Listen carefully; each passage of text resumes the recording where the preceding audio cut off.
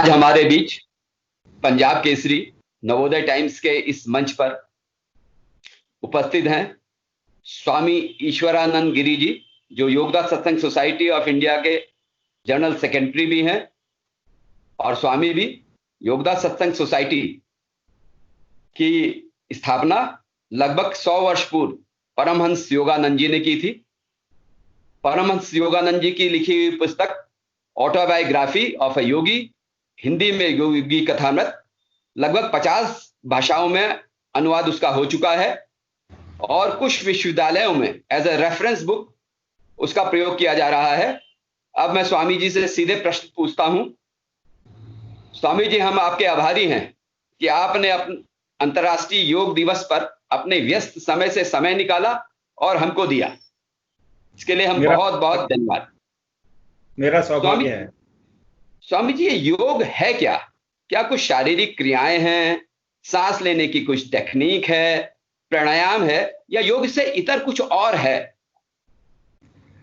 हाँ, ये बहुत ही महत्वपूर्ण सवाल आपने किया, क्योंकि वैसे तो अंतर्राष्ट्रीय योग दिवस के कारण अब पूरे विश्व में सब लोग योग के बारे में तो जानते हैं, उस शब्द के बारे में जानते हैं, लेकिन साधारण जो धारणा है जनसाधारण में वो ये है कि योग का अर्थ है योगासन, जो कि हम फिजिकल फिटनेस के लिए करते हैं और इससे अधिक इसका कोई प्रयोजन नहीं है।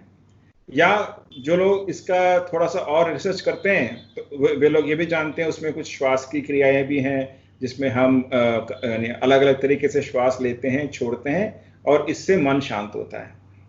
तो वास्तव में योग विज्ञान जो है ये एक संपूर्ण जीवन शैली है।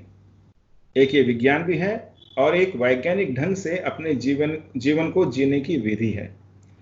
तो और इसका अंतिम लक्ष्य क्या है? अंतिम लक्ष्य है ईश्वर की प्राप्ति, ईश्वर का वास्तविक व्यक्तिगत अनुभव। तो जो योग शब्द है, अगर हम इसका विश्लेषण करते हैं तो योग का अर्थ है दो चीजों को जोड़ना। हम कहते हैं ना कि 3 और 5 का योग कितना है। तो योग विज्ञान में हम किसको किससे जोड़ते हैं? हम आत्मा को परमात्मा से जोड़ रहे हैं। तो ये है योग का वास्तविक उद्देश्य।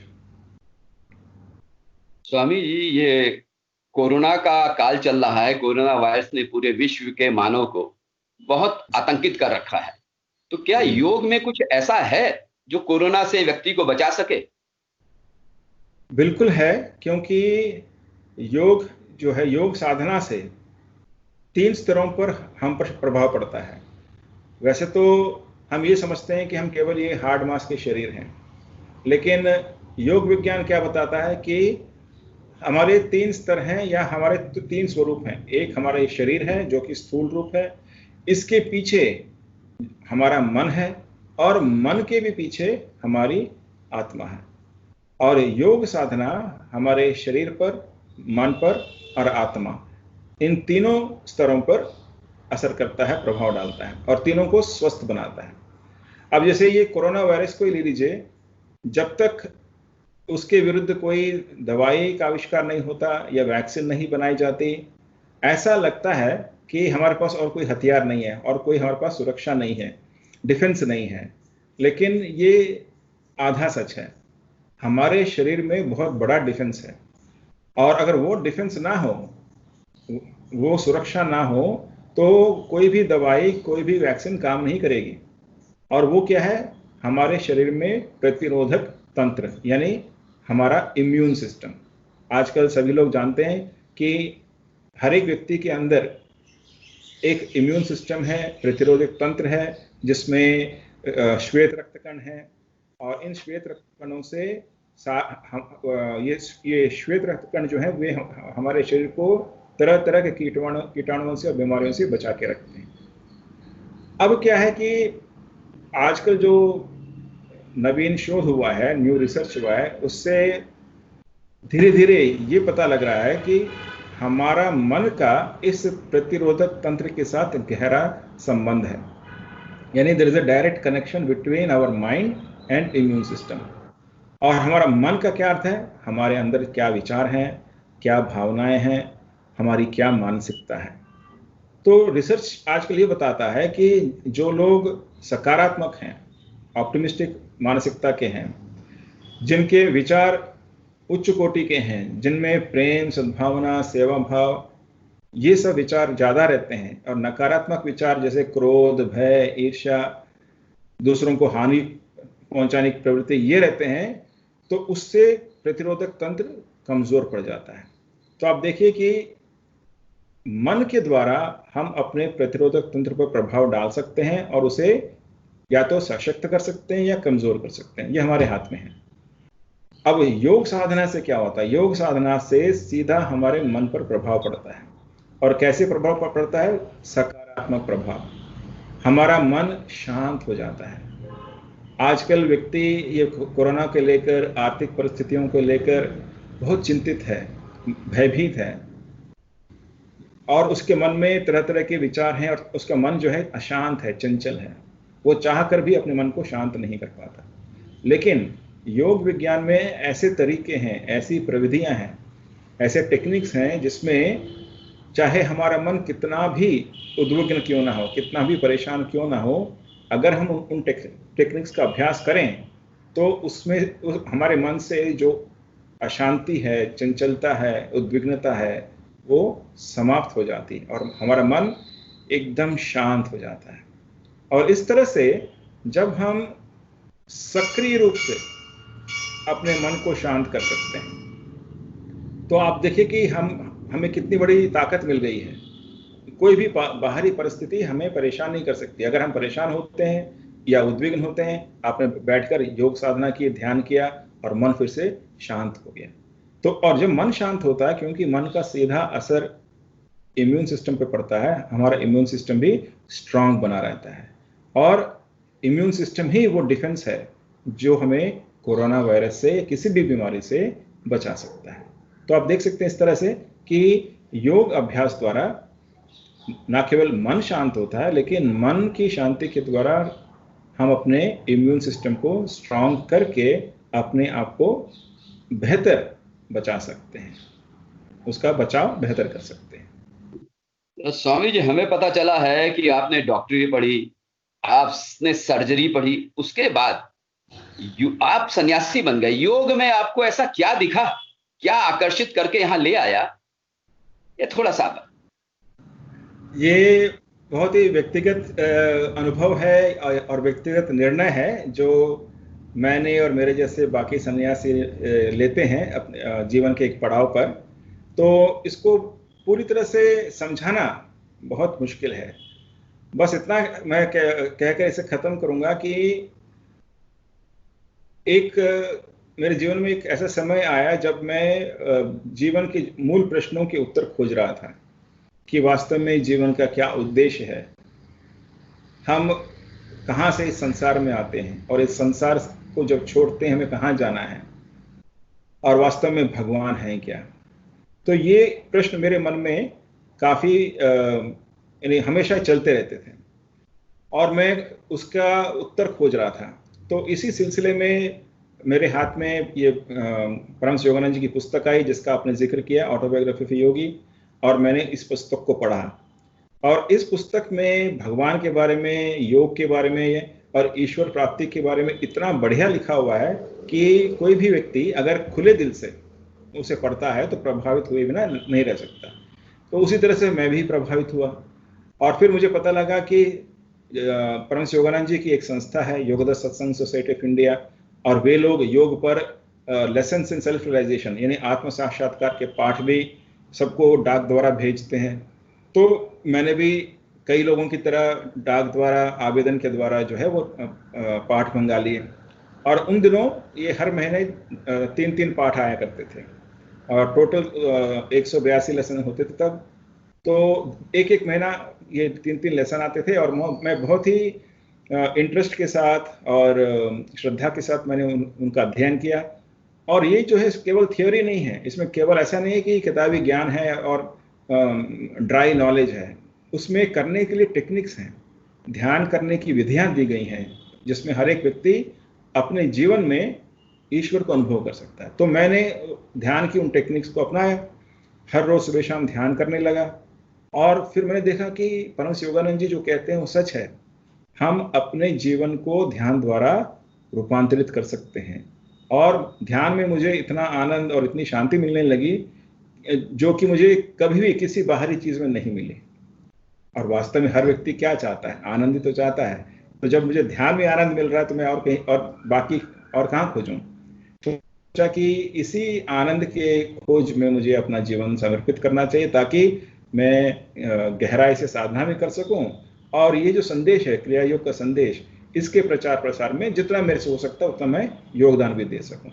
तो इन दोनों विचारों से प्रेरित होकर मैंने यहाँ पे आश्रम ज्वाइन करने का आवेदन किया और ईश्वर की कृपा से इन्होंने मुझे स्वीकार कर लिया। तो आज मैं सन्यासी।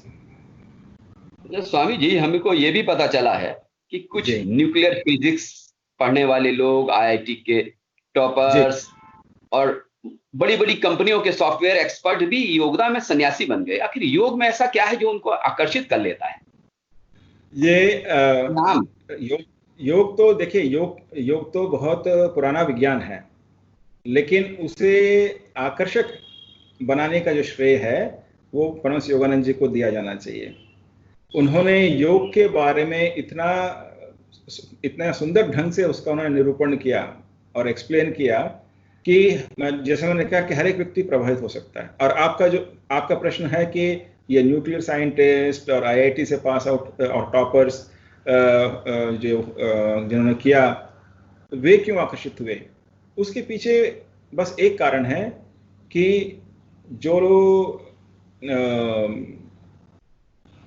बाकी चीजों में जैसे जिनमें काफी इंटेलिजेंस है, वे केवल किसी के कहने पर कोई बात को स्वीकार नहीं करते, उन्हें प्रूफ चाहिए और उन्हें खुद को समझना होता है टू देयर सेटिस्फैक्शन। जब तक वे संतुष्ट नहीं होते वे किसी चीज को मानेंगे नहीं। और इस सबसे जो खूबसूरत चीज क्या है परमहंस योगानंद जी के टीचिंग्स में, वो ये है कि जो भी व्यक्ति इनके शिक्षाओं का अध्ययन करता है वो पूरी तरह से कन्विंस हो जाता है कि परमहंस योगानंद जी का हर एक शब्द सच है और वो हम स्वयं भी अनुभव कर सकते हैं अगर हम उसके लिए समय दें। तो साइंस में जिसका माइंड एक साइंटिफिक टेम्पर का है, विज्ञान के प्रति जिसका रुझान है, वो एक्सपेरिमेंट में विश्वास करता है और एक्सपेरिमेंट से करने से अगर रिजल्ट सही आ रहा है तो उससे वो कन्विंस हो जाता है। तो मेरे ख्याल से हमारे सन्यासियों के साथ भी यही हुआ कि उन्होंने योगानंद जी की टीचिंग्स से एक्सपेरिमेंट किया अपने जीवन में और उन्हें रिजल्ट मिले, परिणाम मिले, जो कि कई लोगों की कल्पना के बाहर थे कि ये भी हो सकता है। तो जब ऐसे स्वयं उन्होंने योग साधना द्वारा स्वयं अनुभव किया, फिर किसी से पूछने की, किसी से ये शंका निवारण की आवश्यकता ही नहीं रही। स्वामी जी, ऐसे कुछ सन्यासियों के नाम? हमारे अभी जो वाइस प्रेसिडेंट है स्वामी स्मरणानंद जी हैं, स्वामी श्रद्धानंद जी हैं, स्वामी शुद्धानंद जी हैं और तो कई सारे हैं। तो ये सीनियर मोस्ट हैं, इसलिए मैं उनका नाम ले रहा हूँ। अच्छा, क्या योग से ईश्वर को पाया जा सकता है? तो कैसे? योग विज्ञान का जो रूप है, उसका जो प्रयोजन है वो ईश्वर प्राप्ति ही है, उसका और कोई उद्देश्य नहीं है। और ये विज्ञान नया नहीं है, ये बहुत प्राचीन है। खासकर अभी हम क्रिया योग के बारे में बात कर रहे हैं, तो क्रिया योग का जो उल्लेख है वो हम गीता में भी प्राप्त करते हैं। भगवान श्री कृष्ण जो है अर्जुन को क्रिया योग के बारे में बताते हैं कि अगर तुम इस योग का थोड़ा सा भी अभ्यास करोगे तो बहुत बड़े भय से अपने आप को बचा लोगे। स्वल्पम अप्यस्य धर्मस्य त्रायते महतो भयात, ये उन्होंने कहा। फिर कहीं किसी और स्थान पर उन्होंने इसी का उल्लेख देते हुए कहा कि ये मैं जो योग तुम्हें बता रहा हूं ये बहुत प्राचीन योग है। तो आप देखिए कि भगवान श्री कृष्ण के समय में वो कह रहे हैं कि बहुत प्राचीन है, तो कितना प्राचीन है। तो ऐसा नहीं है कि ये कोई नया विज्ञान है। ये योग विज्ञान जो है, खासकर क्रिया योग विज्ञान, ये भारत के स्वर्णिम युग में इसे खोजा गया और कई हजारों सालों से गुरु शिष्य परंपरा के माध्यम से संतों के बीच ये प्रचलित था।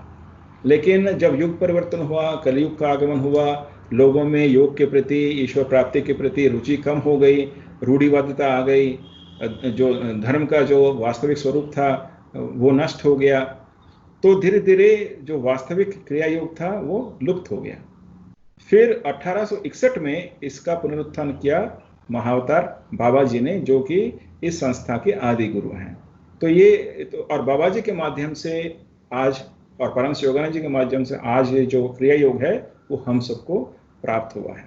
तो इसका उद्देश्य ईश्वर प्राप्ति ही है। लेकिन यहां मैं समझाता हूं कि ईश्वर प्राप्ति का अर्थ क्या है और ईश्वर क्या है। ऐसा नहीं कि ईश्वर कहीं दूर, कहीं एक इस सृष्टि के कोने में बैठे हुए हैं और हमें वहां पर पहुंचना है। ईश्वर के बारे में क्या कहा जाता है कि वे सर्वव्यापी हैं, सर्वज्ञ हैं और सर्वशक्तिमान हैं। तो आप अपने आप से पूछिए कि अगर ईश्वर सर्वव्यापी हैं तो इसका अर्थ है कि वे यहां पर भी हैं, इस कमरे में भी हैं, और अगर हैं तो हमें क्यों नहीं दिखते? तो इसके पीछे एकमात्र कारण जो है वो है हमारे मन की चंचलता। तो संतों का कहना है कि ईश्वर तो है, ईश्वर ही सब कुछ चला रहे हैं, बल्कि सब सृष्टि जो है ईश्वर से ही उत्पन्न हुई है, और इस सृष्टि के कण कण में ईश्वर बसे हुए हैं। लेकिन हम इसलिए नहीं देख पाते उनको क्योंकि हमारा मन चंचल है और हमारी दृष्टि, यानी हमारे मन की दृष्टि, यानी हमारा जो ध्यान है वो बहिर्मुखी है, संसार की ओर है। इसलिए हमें केवल संसार दिखता है। लेकिन हर एक व्यक्ति जब सो जाता है, गहरी नींद की अवस्था में होता है, तब कुछ घंटों के लिए उसकी चेतना से संसार पूरी तरह से गायब हो जाता है। उसे यह नहीं पता लगता कि मैं कहाँ हूं, मैं भारतीय हूं या अमेरिकन हूं, मैं स्त्री हूं या पुरुष हूं, कि मैं गृहस्थ हूं या सन्यासी हूं। उसके सारे जो एडजेक्टिव्स हैं या जो भी वो अपना समझता है उसके प्रति इसका कोई ज्ञान नहीं रहता। लेकिन ऐसी गहरी नींद से जब हम जगते हैं तो भी हमें याद रहता है कि मुझे बहुत अच्छी नींद आई। तो इस गहरी नींद में जब बाकी सब कुछ जो ज्ञान है वो लुप्त हो जाता है, तो क्या रह जाता है जिससे हमें ये ज्ञान रहता है कि मुझे बहुत अच्छी नींद आई और मैं बहुत आनंद में था। तो वो है हमारा वास्तविक स्वरूप, और उसे हम आत्मा कहते हैं। तो आत्मा जो है, आत्मा ना स्त्री है, ना पुरुष है, ना किसी एक देश का है, ना किसी एक परिवार का सदस्य है। आत्मा चेतना का एक छोटा सा अंश है, एक चिंगारी है, और परमात्मा जो है चेतना की ज्वाला है। तो हम सब चेतना के, ईश्वर के उस ज्वाले से निकले हुए छोटे छोटे स्पार्क्स हैं, चिंगारियां हैं। योग विज्ञान ये बताता है। तो लेकिन हमें इसलिए ये नहीं पता लगता क्योंकि हमारा मन अशांत है, और हम ये समझ बैठते हैं कि मैं ये हार्ड मास का शरीर हूं। तो जागृत अवस्था में हम उस आत्मा के साथ अपने आप को कैसे जोड़ सकते हैं, यही योग विज्ञान है। तो क्रिया योग द्वारा जब हम अपने ध्यान को, यानी अपनी चेतना को शरीर से, शरीर के अंदर जो अवयव हैं उनसे और अपने नर्व से, इंद्रियों से, 5 इंद्रियों से हटाकर उस प्राण शक्ति को, उस चेतना को हम अपने मेरुदंड में और मस्तिष्क में ले जाते हैं, वहां पर हमें आत्मा की अनुभूति होती है। और वो अनुभूति कैसी होती है? आनंद के रूप में, महान आनंद के रूप में। ऐसा आनंद जैसा हमने कभी पहले अनुभव नहीं किया, ऐसी शांति जिसकी कोई तुलना नहीं है। और संत कहते हैं कि ये हमारा वास्तविक स्वरूप ये है। ये बेचैन, चंचल, अशांत, परेशान जो व्यक्ति हम हर रोज शीशे में देखते हैं, जब सुबह उठकर आईने में देखते हैं, वो हम नहीं हैं। हम संपूर्ण आनंद हैं, शुद्ध आनंद हैं, संपूर्ण शांति हैं। और यही आनंद और शांति ही ईश्वर का प्रतिबिंब है। परमहंस योगानंद जी बोलते हैं कि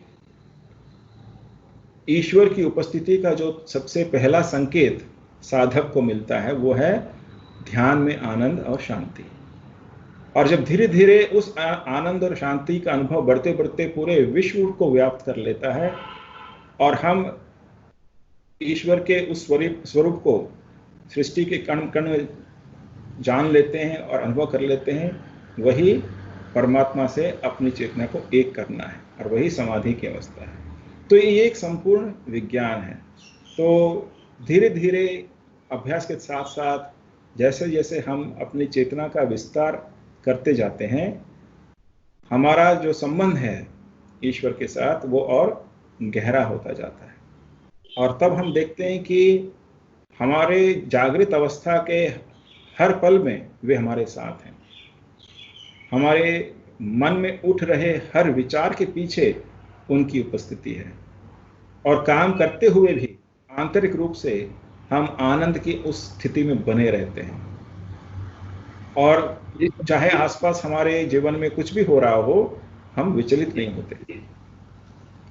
स्वामी जी, क्या योग में कुछ ऐसी एक्सरसाइज है जो हमारे पूरे शरीर को चार्ज कर दे ऊर्जा से? परमहंस योगानंद जी ने जो योग की प्रणाली हमें दी है, उसमें शरीर की स्वस्थता के लिए और शरीर को एनर्जी से रिचार्ज करने के लिए उन्होंने 38 एक्सरसाइज दिए हैं और उनका नाम उन्होंने दिया है एनर्जाइजेशन एक्सरसाइजेस या शक्ति संचार व्यायाम। और ये जो भी इस मार्ग का अनुसरण करते हैं, इस मार्ग को फॉलो करते हैं, ये वो सारे साधक उन 38 एक्सरसाइजेस को सुबह शाम अभ्यास करते हैं। और उसमें क्या, उन एक्सरसाइज के द्वारा हम ईश्वर की प्राण शक्ति को सीधे आकाश से अपने शरीर में खींचते हैं और शरीर के अलग अलग भागों में अपनी इच्छा शक्ति से उसे निर्देशित करके शरीर के सारे भागों को हम रिचार्ज कर पाते हैं। तो हाँ, ये तरीका है जो परमहंस योगानंद जी ने दिया है। तो स्वामी जी, अंतरराष्ट्रीय योग दिवस पर आपका संदेश क्या है? और आज मानव बहुत सी चीजों में, सामाजिक में, संसारिक में, अपने काम में तमाम लोग फंसे हुए हैं जी। तो वो योग के जरिए कैसे इसको प्राप्त कर सकते हैं? ये अंतिम सवाल है आपसे। देखिए, अंतरराष्ट्रीय योग दिवस के उपलक्ष्य पर मेरा यही संदेश है कि योग के बारे में जानना या योग अभ्यास केवल साल में एक दिन नहीं करना है। अंतर्राष्ट्रीय योग दिवस के लिए ही ये यूजफुल नहीं है, लेकिन साल के हर रोज हमें योग के लिए समय देना पड़ेगा। एक तो ये, क्योंकि ये योग जो है एक जीवन शैली है, एक लाइफस्टाइल है और उसे हमें अपने दिनचर्या में शामिल करना होगा। जिस तरह से हम उठते हैं, सोते हैं, उठते हैं, खाना खाते हैं, ऑफिस में काम करते हैं, उसी तरह से हर रोज हमें ध्यान भी करना होगा। तब जाके योग की महिमा के बारे में हम समझेंगे। एक तो ये, तो हम केवल एक दिन के लिए इसको ना सीमित करें, लेकिन पूरा जीवन, हर साल का हर दिन हम इसका अभ्यास करें। एक तो ये। दूसरा, जहाँ तक सवाल है व्यस्तता की, कौन व्यस्त नहीं है? जीवन में हर व्यक्ति व्यस्त है, लेकिन जो साधना करने वाले हैं, जैसे हमारे योगदा सत्संग सोसाइटी के कई सारे सदस्य हैं, साधक हैं, लाखों में हैं, वे सारे ही व्यस्त हैं। वे सारे ऑफिस में काम करते हैं, बिजनेसमैन हैं, बहुत ही एकम्प्लिश्ड प्रोफेशनल्स हैं और उनका जीवन भी बहुत व्यस्त है, लेकिन वे ध्यान के लिए समय निकाल पाते हैं। तो ये इच्छा की बात है। जिस चीज को करने में हमारी रुचि है उसके लिए समय निकल ही आता है। जैसा कि मैं कई बार ये लोगों को समझाने के लिए बताता हूँ कि इसी तरह किसी एक साधक ने संत से पूछा कि महाराज, मेरे पास समय नहीं है ध्यान करने का, ईश्वर उपासना करने का, तो मैं क्या करूं?